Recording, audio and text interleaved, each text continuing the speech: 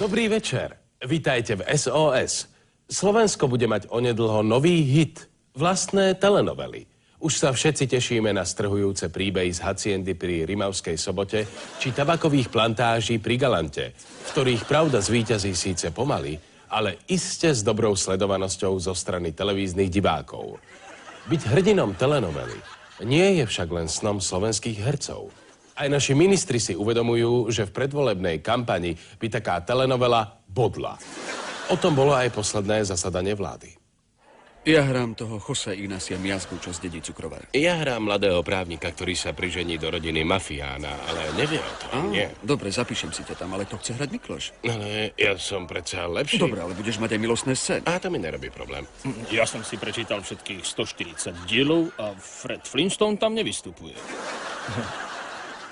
Mohol som hrať milenca, Ľudko, ale nakoniec mi to nevyšlo a za mnou. Nechápem prečo.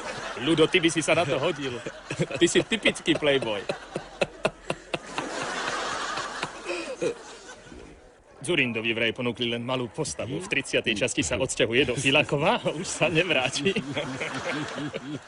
Hej, zajac, Len im počúvaj. píše listy. Ty mi máš hrať brata, plážového volejbalistu. Servus, Miky. Ahoj, máš už scénu?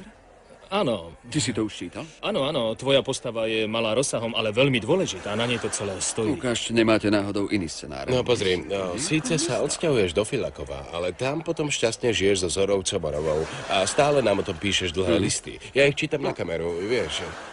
Idem si to ešte preveriť. Jasné. Čakaj.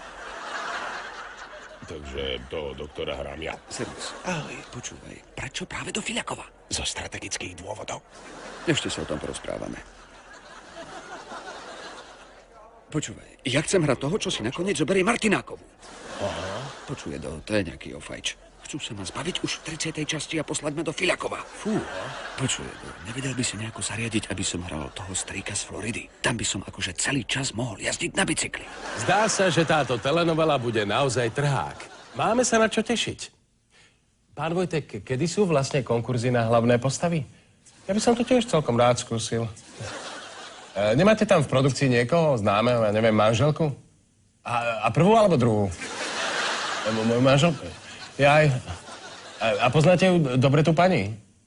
Že by ste sa za mňa trochu prihovorili.